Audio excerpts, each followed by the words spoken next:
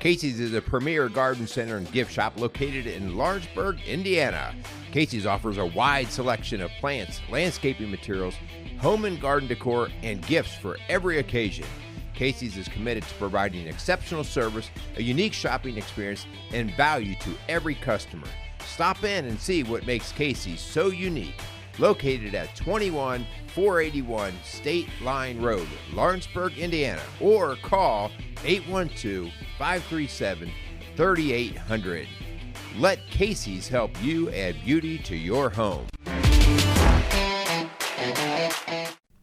Welcome to Strong Dads. This is Merle Hutchinson being joined by my wonderful partner, Thank you. Kyle. I thought you were going to say something really mean. Oh, I was thinking about it. After the way you've been teeing me up already this morning. Kyle, how you doing? I'm doing great. How are you? It's a little rainy out. It is. First day of fall, and man, you can just feel it. It just hit us. I know the girls were talking about going out and all the the leaves are going to start changing colors But you know what? Time for pumpkin spice. We're going to Gatlinburg this weekend, so I'll get to enjoy all the beautiful weather. There you go. There you go. Yeah. Actually, this weekend's supposed to be pretty nice, so you should be able to enjoy that. I know. All right. Excited. Enough about you. All right. Yeah. Why are we here today? We got a special guest in the house. We got a guest, but right before we hit the record button here, we were you and I were talking, and I hear there's a funny story, and I will let you explain, being that you were the recipient of an email I heard.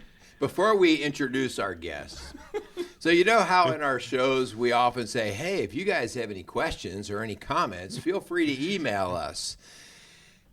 And we really don't get that much. What do you mean? I thought we got thousands of emails. Well, we get an occasional here and there. But I got an email that was a script, an entire script for a show. And I called Kyle and I said, Kyle, you're not going to believe this. I got this guy an entire script for a show of topics show for us. that he wants to talk about. And we started laughing. It was like, well, we got to get to know this guy. We would like to welcome today Carl Brown. Thank you very much. Carl, thanks for joining us on Strong Dads. I'm really glad to be here. Yeah, and so the cool thing about this is Carl is a dad, and we're going to get into more of that. But the idea that he took us up on our offer, but also came in with so many thoughts about fatherhood, and obviously because he is a dad, but taking it very seriously and mixing that fatherhood in with his faith as to why he's so motivated to have this conversation. So we decided, what the heck, let's get Carl on here. I like it. Yeah, let's just do this. And because it just had some great conversation. Carl, you and I met just for a little opportunity to have lunch and to banter back and forth a little bit about what's in your mind about it. And I could just see the passion that Carl had. And I said, hey, how about you join us on the show and let's just have some conversation. I mean, you already wrote the show, so you might as well come on now. Was it like 5,000 word email? Was that? Yeah. I mean, I don't know. Yeah, I thought, what the heck, does he want me to edit this script or what? Is this a book I'm supposed to be going through? It was funny. So we are going to... You can let him have it one time. Just pop it right there if you want. So we are going to get into our conversation with Carl and talk a little bit about what fatherhood is and being a strong dad is to him and just what that looks like to all of us. Before we do that, how about let's thank a couple sponsors. I like it. For sure, Strong Dads, we'd love to thank Cromer's Beer House for coming alongside of us down on Route 128. For sure, go down there, check them out. Let Mark know we sent you down there. Go get a good little pork chop.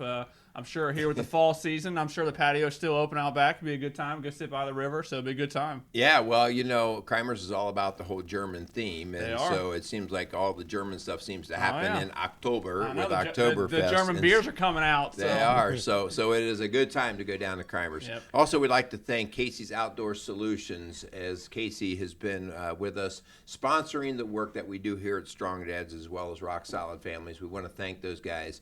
And they also are coming into their fall season. Man, mom is the word. They got moms everywhere down there. Casey's, so help us out by helping those guys out. Go down and visit Casey's Outdoor Solutions for all your outdoor needs. All right, so, I think sometimes when Kyle and I do shows, we always think, well, who's listening? right? What do people hear and take to heart? Yep. Just because something's a big deal to Kyle and I, it's because we've kind of thought about it and put our mind and some energy into it. But you never know exactly what hits a listener, Yep. right? What prompts a listener. So I have a question, Carl, first off, before Sure. we get to know anything more about you. What prompted you to write us back or to even listen to Strong Dads to begin with? Well, several years ago, this would have been 2008, 2009. I thought to myself, man, I should start like a YouTube channel or something and call it Training Dads or something like that. I had learned, either on the job training as being a dad, or I had learned from others about being a dad, and it's just such an important role. And so what you're doing is something that I'd had a real passion for, and I never had the time, never spent the time. But when I found Strong Dads, I thought this is exactly what I was thinking of, and it's so great to see that there's a resource out there for men. There's just not many resources out there for men. There's very few people who are willing to tell you how to be a good dad in the right way. Plenty of people will tell you, you got to do this, you got to do that, but it's so off the mark. It's either empty promises or it's like it's worse than empty promises. You get the opposite of what is promised. And so seeing what Strong Dads is, I just thought, man, good for these guys. And that's why I just started writing like, man, I wish I could get on there and share some of the things I've had. Yeah. I've learned because I know that it's rare. And that's it. Yeah. Well, we thank you for listening, and we also just thank you for the idea of recognizing.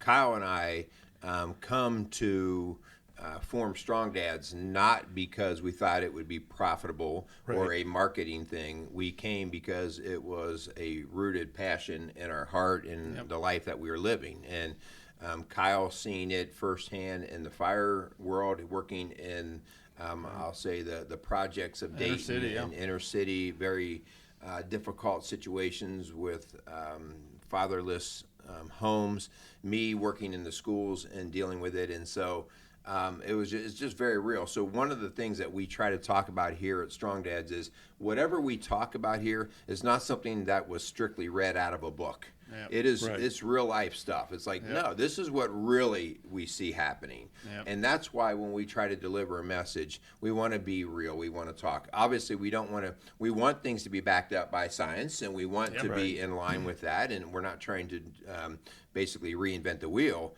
but we're not going to read a script with how to be the perfect daddy. Yeah. Right. We really just want to speak to men and be real and honest. And so we appreciate really that you hear that. There's a business right by the church I go to, and they have a different message on a sign outside their business. And the message they had out there a few weeks ago was, a wise man once said nothing. Right. And I thought, there's several different ways to take that. But one of the ways to take that is, wisdom that you're looking for a lot of times goes unsaid. Yeah. Right? So you have to really work at finding it. Yeah. So and that's what you're doing here. You're imparting that wisdom, and you're inviting other people to contribute to that. That's what is so great about what you guys do. Good. Well, thank you. So, all right, give us some background. All right. So, who's Carl Brown? Tell us a little about you, your family. What sparks your interest in this? Sure. So, my wife Amy and I have been married, 27 years. And good job. Thank you. You need to know that date right now, right? Yeah. I get in trouble sometimes too. We did a 25th anniversary, renewal of vows ceremony, and it was fantastic. And so she's an amazing woman, and I'm just really thankful to God for her in my life. And we have 6 amazing kids. Wow. And we've lost 5 kids. My wife will be quick to remind me, but that's a real reality. But 6 beautiful, wonderful, smart kids, and along the line, so the background on me is my father left us when I was very young, and that left me, definitely sad, right? And sure. But also there was a big vacuum of, what can someone else do to tell me what a dad should tell a kid, right? And I see that I've seen that as I raise my kids, and from being infants, a toddler to preteen, teen, every phase of life, it's like, gosh, this requires a different set of skills. Yeah. And wouldn't it be great if there was a dad there to tell me, Right, yeah. Hey, this is how to navigate some of these waters. But I didn't have that. And so for me, what that created was a real deliberate, intentional, I had to go out and find out, what does it mean to be a good dad? And so I did that. I set out to do that. And in a lot of ways, that gave me a real advantage at being able to be deliberate with my kids. And so our kids range in age from 10 to 24, and they're all, they're all very, they're educated, they're smart, they're athletic, they're very active in our church. And I couldn't be happier with where I am right now in terms of how we've raised our kids. Yeah. Isn't that cool? We come on here and talk a lot about the generational effects of an absent dad or a dad that's not involved. And to see dads that have gone through that, have been scarred from a father figure absent, and in realizing what that did to you and knowing that you don't want that for your kids, and to change the cycle, so that way we can, build on the idea of a strong dad and begin to instill those values and what we want from a strong dad, because now your kids are going to walk away, become adults, and realize, man, that's what a strong dad looks like, right? Where you didn't have that example. And I think it goes to the idea that, man, if that is you out there, if you're listening and you're in a situation where your dad was not there, man, it's time to fix it. Just like you did, you made that conscious decision. I'm going to fix this. I'm not going to, I'm not going to continue that cycle. I think that's really cool. I love the conscious decision part, because that's the thing that I work with young men all the time. And oftentimes in my world, they come because there is a brokenness. Yep. And when they come in, soon in that first conversation, I'll ask, what's your dad's story? Tell me about your dad. And Carl, it is, I'd fail to say 100%, but I have been the 90% of these guys that are coming to me that are in a mess of life, have a broken dad experience. Yep. And many of them don't recognize that they've got a broken dad experience and how it's impacting them. They're just, because they're kind of like, well, I'm going to put my nose down to the grindstone. I'm just going to make my way in life, and I'll do my thing. But some of them go, oh, I have a hole in my heart because I don't know what it is to be a good dad. Yeah. And so the conscious effort that you said, I got to feel this. I got to be active in pursuing what it's like. And so I applaud you for doing that. Part of my job when I work with these young guys is, let's fill that. Let's get an image, a model, so that you know what to start shooting for. And when I look back on the life of my father, he died in 2008, and he was pretty young still. I can't really fault him, because guess what his dad did to him? Yeah, the same thing. His dad left him when he was real young, so he didn't have a father figure. So, to those dads out there who are facing that situation, break the chain. Yes, you can do it. Just be deliberate about it. Yep. Yeah. So you had talked about different life stages, raising kids and different tools and equipment, and you were saying you have your kids from 10 years old to 24. Correct? That's right. Talk a little bit about some of those. Obviously, that's a massive range, and obviously each kid's requiring a little something different from you. Can you kind of talk into that a little bit? Yeah. I think about every stage requires something different, but that's one of the biggest surprises of being a father, right? And before we had kids, my wife's sister had 2 kids, and so I spent a lot of time with them. Every time we were together with her family before we had kids, I would be spending time with them, and I became the hands down easy best uncle, right? Right, yeah. Because I was in the basement playing with the kids the whole time, sure. And then and it was through that experience that I realized, oh, whoa, now they're a little older, and playing Lava Monster in the basement isn't going to cut it now. So what can I do now? And it's not that I was, setting out to be the best uncle. I mean, necessarily, but I wanted to do well by them, right? And so I had to think about, okay, what is it at this stage? And so how does that play out now? It's preparing a kid for college. It's preparing a kid for the dating scene. It's preparing a kid even for a temporary job, like a part-time job as a teenager. It's helping them navigate junior high or high school, and it's a leadership principle, right? You got to show people what's next, and how much more do you have to do that to your kids? You just have to show your kids what's next, and it doesn't take rocket scientists to figure that out. Hey, the leaves are going to change. They're going to fall, and it's going to be winter, and then it's going to be spring. And just apply that concept to other things. Like, you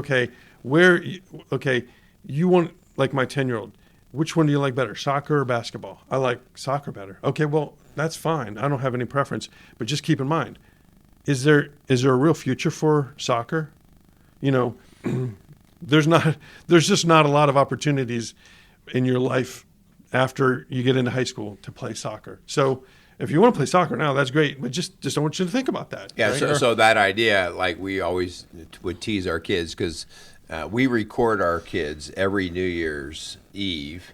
That's great. Just we do like a little 5-minute. How old are you now? That's what great. do you want to do for a living? Who's your boyfriend? Who's your boyfriend? and they actually have always loved it, And then when we adopted our new kiddos, we started it with them, and they're always like, "We're going to record on New Year's. We're going to we're going to record. We're going to record." But one of our questions always, what do you want to do when you get older? Yeah. And every one of the boys, we have 4 boys. Every one of the boys in that 7 to really 12 age.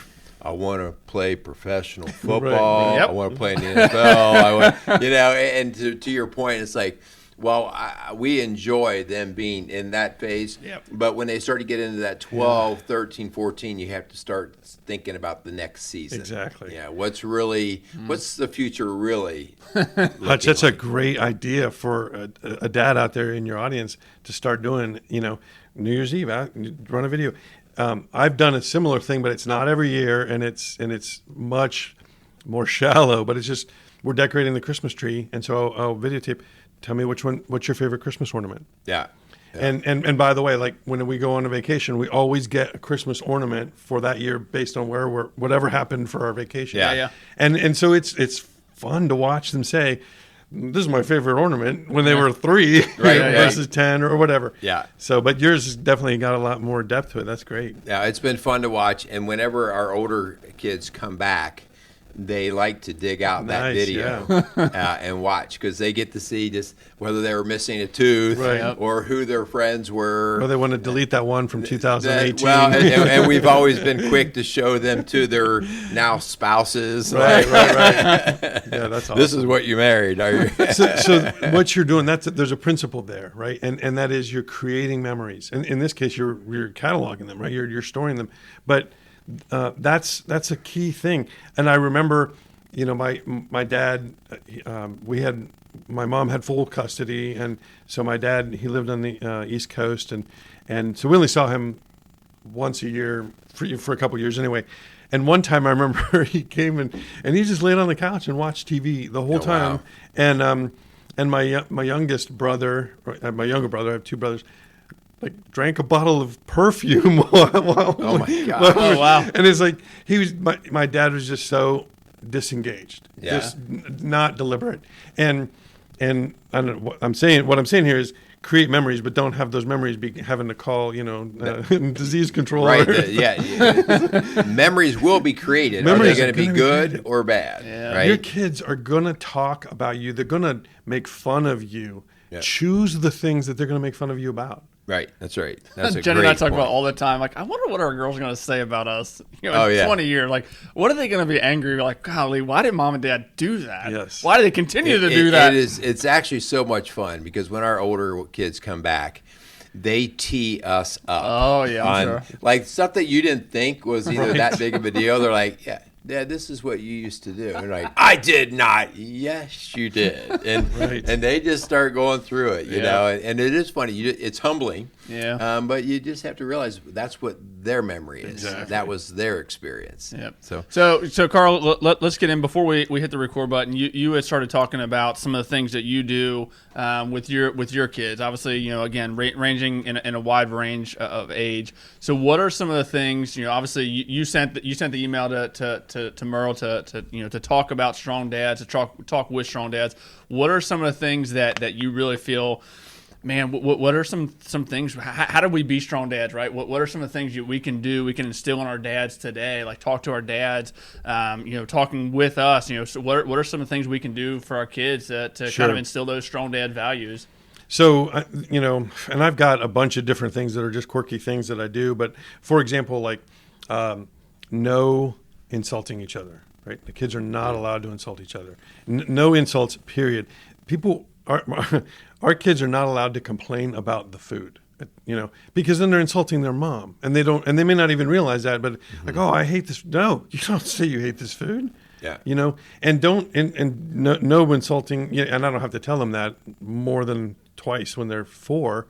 But I also tell them, don't talk bad about yourself. That will give other people permission to talk bad about you. Mm-hmm. And then, my daughter was in college, and she called me and she said, hey, there was this girl on our floor, and she was just really depressed, and she was talking bad about herself. And I said, hey, don't talk bad about yourself, because that'll give other people permission to talk bad about you. And Can I stop you? Yeah. Because I love what you just said about no insulting. no insulting ever. I mean, when you think about how, we talk in our house about sarcasm. Yeah. And we talk about that because Linda and I are sarcastic people. We grew up that way. We grew up with a lot of siblings and trash talk. Okay.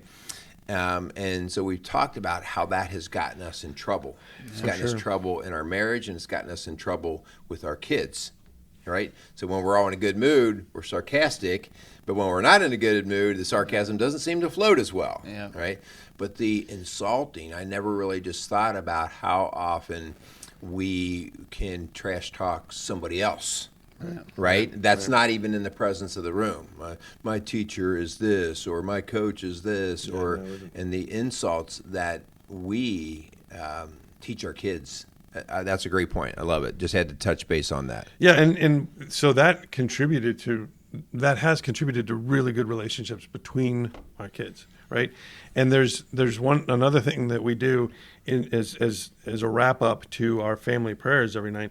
We go through this thing, and I came up with a mnemonic for it so the kids will never forget it. It's GRACE, and it's G. Start with gratitude, and we go around the room. What were you grateful for today, right? And then R, review. How did you do today, right? Like, and then A, ask, or people like, what do you want to ask God for?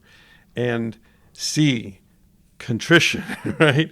And this, and I'm just going to stop there for a second, because it's at that point where the kids apologize to each other for anything they did that day. I can't tell you how great that has been for our family. And I didn't start doing that until, maybe 10 years ago or something. But immediately, as soon as we started doing that, it changed the dynamics of our family. Because our kids, when one kid says something that they didn't mean to the other kid, neither one of them are happy about that, right? Right. The one has regret, and the other one doesn't know that they have regret, but they have regret. And every night we stop and say, gosh, okay, you know what? I did this to you today. I was impatient or whatever, and I apologize. Or I said this and I shouldn't have said it. And it helped all of those kids have better relationships, because they're starting with a clean slate every day. Man, I think that is so fantastic. The idea that you consciously made an effort to teach your kids, first off, to apologize is a very humbling experience. Right. And in the culture that we live in, arrogance is number one. I am not apologizing for anything because I am perfect, right? And we Sign of weakness. Yes, yes. And so one of the things that we are called to do is to be able to humble ourselves and to be able to submit. And we have not actively like that, but the whole idea of insisting that your kids apologize, own what they've done wrong, and then apologize for it, and then us modeling that. Right. Like, that's tough, right? You don't realize how tough that is until you have to apologize to your wife or to the kids. Like, as a parent, learning how to apologize to your kids, because you screw up, right? Man, I'm sorry I said that. I didn't need to say that. That was the wrong thing. That's not the kind of dad I want to be. I'm sorry for that. Yeah. Well, and the experience I had with my father, one thing I learned about that as it relates to, apologies is I wasn't mad at my dad, right? I mean, I was sad that he left, and I wanted to have a relationship with him, but I wasn't mad at him. And someone, just a couple of years ago said, "Man, your dad was kind of a jerk to you," and it's like, well, I guess, my point is that despite what my dad did, I still wanted to forgive him. And at some point I realized this with my kids is like, when I mess up, and I have pride, I have an ego, I struggle with vanity. I don't want to say, "Oh, I messed up," and I don't want to apologize. But when you do that, the kids, they want to love you, right? They want to. So when I have apologized, it elevates everything. It ends up being much better than it would have been if I hadn't made a mistake. Yeah. Absolutely. What a great point. What's the last E that you got? The E left, right? Very good, very good. That last E kind of it can get lost in the shuffle, and it's in vision. It's at the end of the day, right? So you said, G, here's what I'm grateful for. Review the day, how I did. A, ask, what do I want to ask God for?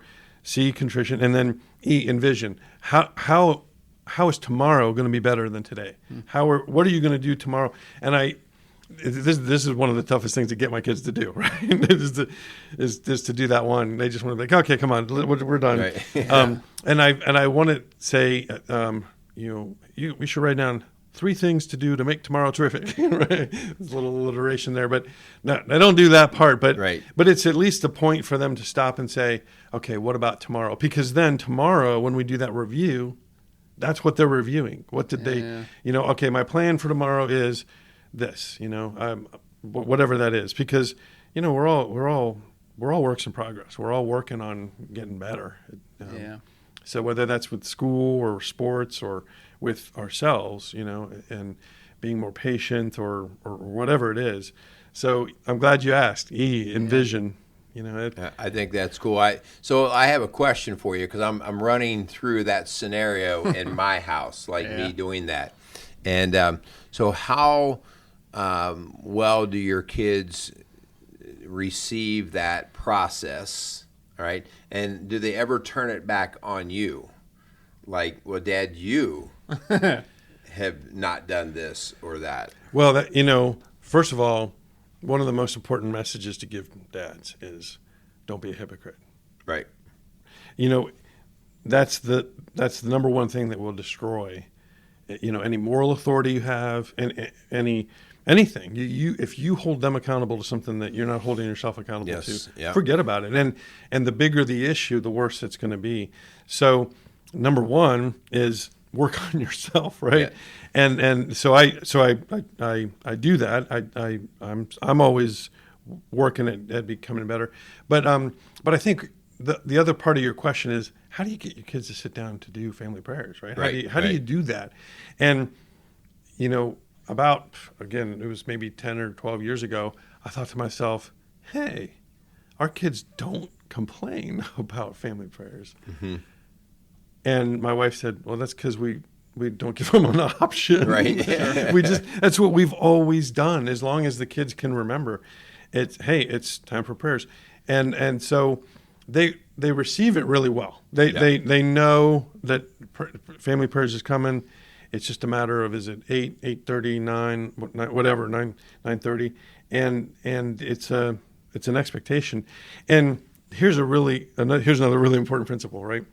Anything that's good that you want for yourself or you want for your life,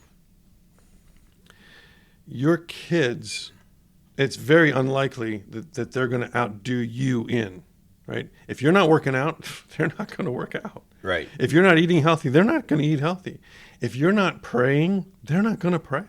Yeah. They're not going to outdo you in doing good things. So you have to be really, really diligent about that. And you have to, and this is one of the things that's unique, I think, to men is the family going to pray together? Well, only if dad insists. Yes. Yep. So you want to be a strong dad, you have to insist, and you have to be the one that leads it every time. Because if I don't lead family prayers, it's just not going to happen. Right. I mean, there's so much data on that reinforces the idea of dad's praying, dad's getting their family to church, the sustainability of that when dad does it versus when mom does it. Right. You know, it doesn't mean that mom shouldn't do it. Like if dad's not around, mom should definitely do it. And if dad's not doing it, mom should do it. All right. But when dad takes the lead, it is the natural masculine strength that those kids are attracted to. Right. Yeah. Especially if it's not bathed in hypocrisy. Exactly. If they see that dad is through and through working to be what he's talking as. Yeah. I want to make a point here because I'm thinking like, well, what are our dads out there? What do our strong dads think about this? Here's kind of the key that I'm grabbing from some of our conversation here. Whether it's an evening prayer that you say is whatever, 8:30, 9 o'clock, or it is, for us, we do the mealtime. Mm-hmm. And we do a very similar thing going around the table. We even have question cards and whatever, and it's what we've always done. And now our kids are actually saying, what's the question of the night? Like great, they prompt it, you know, and Yeah. sometimes I don't feel like doing it, but they Right. get it rolling, okay? Right. The point is, what sets your kids up to having an expectation of how you're going to live? Whether it's the prayer time at night or the meal time, or maybe it's something that you do on a regular basis. Maybe it's the breakfast table, whatever. Right. What are you doing that is going to make your kids realize, oh, this is how we roll in our house, and it's glorifying the family and God. Right. You know, when my son, my oldest son, he's the second child. There was a point in time when I said, you know, take these shoes upstairs, you know, put this over there and do this. And I looked at his face and I realized I just asked him to do 3 things at once. And now maybe none of them are going to get done.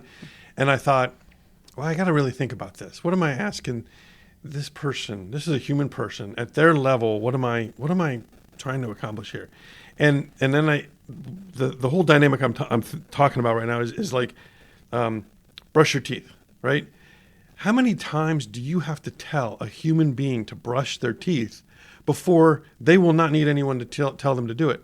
And I've got the answer. I mean, maybe this isn't scientifically accurate, but it's like 7,000 times, right? I thought I was going to say 10,000. We're almost there, Jenny. We're almost there. 7,000 times. That's so. I have a son who's proving your theory wrong. Right. We're well into 20,000. Yeah. So, you know, if you have to tell a human being 7,000 times, I mean, you know, I don't know about you guys. No one needs to tell me I need to brush my teeth before I, you know, leave the bedroom in the morning and before I go to bed at night. But I'm going to have to tell another human being this 7,000. If I'm going to have to tell them that 7,000 times, and to me that's an intuitive thing. Right. Yeah. Then how many times or in how many ways am I going to have to show them something that's not intuitive? What a great point. So it speaks to the value of repetition. Absolutely. Right? Consistency. Yes, and just constantly coming back around it. And we take it for granted when, like, now that I brush my teeth without thinking about it, Exactly. like we say, like, oh, well, why would I don't even think about that. But I do remember a time when I wasn't that as a child, Yeah. right? And So yeah, it's the same thing with taking your kids to church. It's the same thing with praying before meals or in the evening. It's that thing. It's the same thing about apologizing. Exactly. Right? How many times? That's a hard pill to swallow. Yeah. Right? To practice that and to practice. So one thing when I look back on, having raised kids, and I've got, 3 kids who are now 18 or older, and then another one that's really close. So it's like they're adults, right? They're on their own. I'm not going to be there to tell them what or how to do things. And then I think about what went right about this, right? What and one of the things that I've asked the kids, like, what did I do right?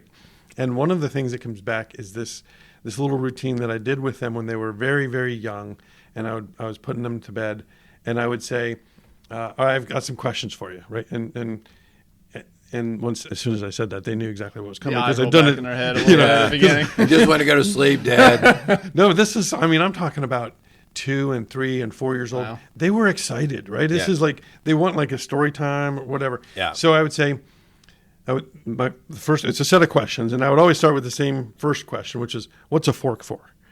And then they would, they'd giggle, and they know what's coming, and they're laughing about it. And they'd say, for eating. And I say, that's right, good job. What's a pillow for, right? And I'm just looking around the room trying to find objects to say, what's that for? What's a book for reading? What's a car for riding? Or, And then I'd say, and what are you for? And, the first time that I ever asked them that, it's like, oh my gosh, that's a good question. What am I for? And then I would tell them, you're for loving God. And I did that with them every night for several years, and then 2 kids together, or 3 kids together, whatever, and that has really stuck with them. And then I say, okay, well, so how do you love God? And you do that through sacrificing. That's how you know someone else loves you. So here's a great story for you. A guy is dating my daughter, and he comes over for dinner one night. And I thought, you know what? Was the gun laying across your lap? He said, or I said to him, I said, hey, I got a question for you. And right away, all the other kids were like, oh no, here comes Dad. Because this is at the mealtime. This isn't like sitting in the, in the living room or whatever. And I said, what's a fork for? And all of the kids just, they burst out with different reactions, And he's looking like this is a serious quiz. Like, what's a fork for? Oh my gosh! Set up here. Hold on a minute. Wait a minute. Let's see. What is a fork for? And he's like, for eating. I was like, yeah, good job. That's right.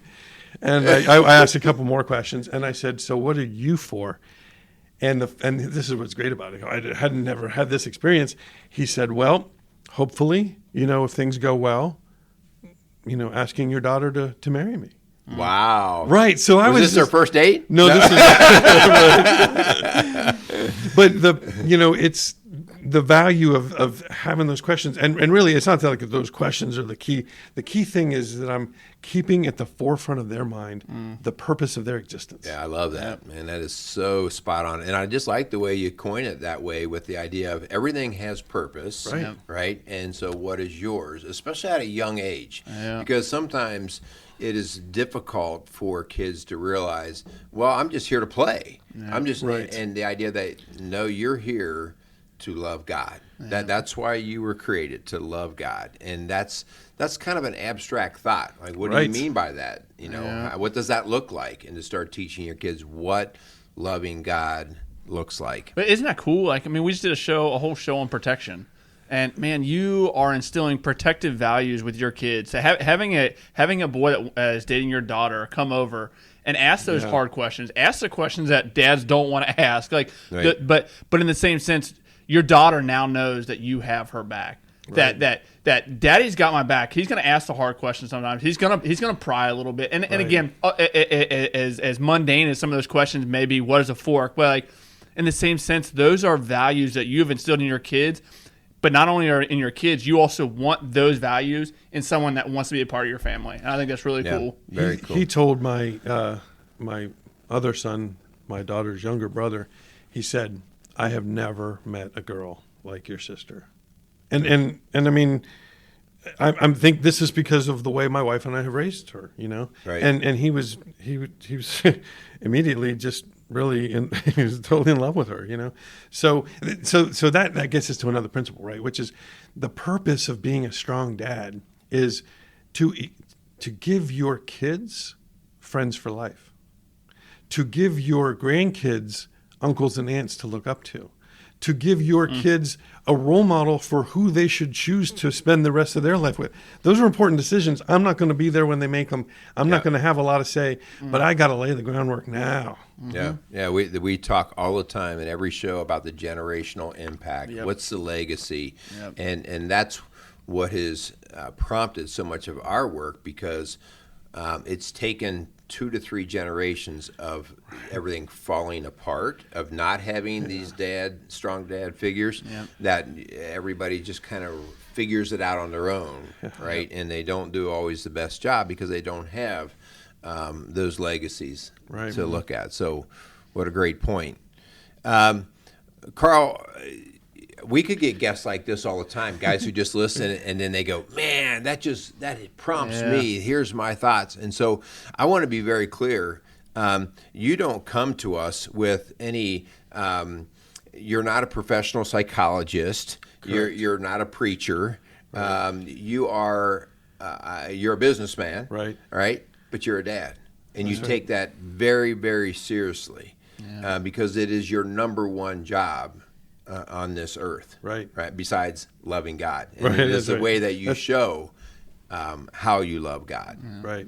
So I want to just thank you for doing that. Oh, hey, yes, it's my pleasure. At the end of our life, there's going to just be like probably one word that people will even be able to use to refer to us by, and it's like the dash between your birth date and your death date on the tombstone. Right. Your whole life it's right there in that dash. There's one word that's going to sum up everything about you. What's that word going to be? And you have the choice every day for what that word's going to be. But you know what? You have to make the same. You have to respond the same way every day to that choice. Yeah. So. Yeah. That is good. We're going to wrap up. I'd like to give you an opportunity to just, if you have any last parting word or advice, or I like the principles that you have laid out there, anything that you want to leave our strong dads with. Just, the who, what, where, when, why, and how is who. Tell them about God. What? Tell them what they're for. Where? I'd say sit in the front pew all the time, right? be deliberate in that. When? 7,000 times. Why? Always tell them why. And how. Always be reading, always be learning. If you don't spend time learning, you're not going to have anything new to tell your kids, and that's when they're going to start blowing you off. They're going to be like, it's the same old thing with dad. So you always got to be learning. And for example, if you start raising your voice at your kids, that's because you've got no other strategy. Right. That is so good. So read, learn, go out and add some tools to your tool belt so you can be a strong dad. Well, I'm convicted now because every night at dinner, Ava says, "Daddy, what'd you learn today?" And I'm usually like, "Baby girl, I got nothing for you." I learned how to put 2 pieces of wood together, and I learned how to put fire out. Right? Like that's like. But I'm convicted in that because as a dad, man, we have to be challenged in instilling values in our own mind and learning things to be able to teach our kids that. So.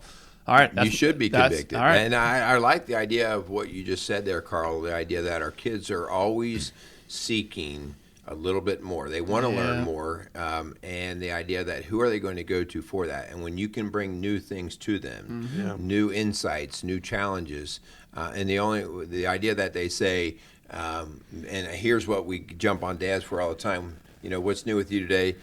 Same old, or same blank, different day, all of that kind of stuff. Eventually your kids say, Dad is the same old. That's right. And so there's no reason to go back to that well. That well's stale. Yeah. So great point. Kyle, you got anything for us, man? I mean, come on. I know. Carl he stole the show. He stole it. I love the insight. In all seriousness, man, if you guys are out there, similar to Carl, if you hear our show and something sparks your interest, you don't necessarily have to come on our show as much as we would love to have you guys come on our show, guests. But, man, if you have thoughts, if you have things that are going through your mind, your passions in life, man, send them our way. We would love to tackle some of these topics with you guys. We would love to discuss, try and figure this whole thing about being a dad together. because we've done whole shows on, and we're not in this by ourselves, right? We're all in this together. We are trying to instill these strong dad values throughout our community, in hopes that it's just a trickle effect that generational, we can instill multiple generations of people who are loving Jesus and loving each other, the way that God designed us to do. So, man, if you guys are out there, you have things you want us to try and tackle, reach out to us. Reach out. I know Rock Solid Families, Merle and Linda would love to talk to you guys. If you're struggling in your marriage, you're struggling in your personal life, man, reach out, call Rock Solid Families and let them help you. Let Merle and Linda speak wisdom, that's straight from biblical principles into your life. Yeah, I would say, just as what Carl said earlier, if you are in a situation where you did not have a positive father figure in your upbringing, in your history, don't let that define you in the negative. All right, it can define you, but meaning, as Carl did, he actively took a role to change the definition to a positive. And so come in and let's talk about what that means to you. And let's try to get a new vision for what it's going to be a strong dad in your kid's life. So that's good stuff. We want to thank the Kramer's Beer House and Casey's Outdoor Solutions for allowing us the opportunity to put these kinds of messages out, and for having guests like Carl coming in and just share his heart. And that's what this message was. It was of his heart. That's what makes strong dads strong. Kyle, Carl, we appreciate you coming on. Thank you for having me, guys. I really appreciate it. Yeah. Go out there and be some strong dads. That's right.